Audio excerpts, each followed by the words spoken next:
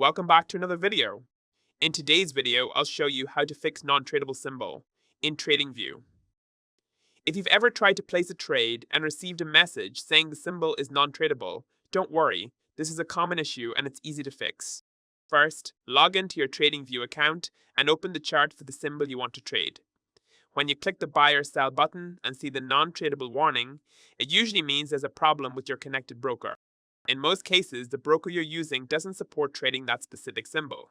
To fix this, look for the arrow or broker selection icon near your current broker or paper trading option on the chart. Click it to view a list of available brokers.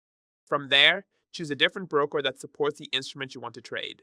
Once you switch brokers, TradingView should reconnect properly and allow you to place trades without any issues. Keep in mind that different brokers have different rules and supported instruments, so it's always a good idea to review their requirements in advance.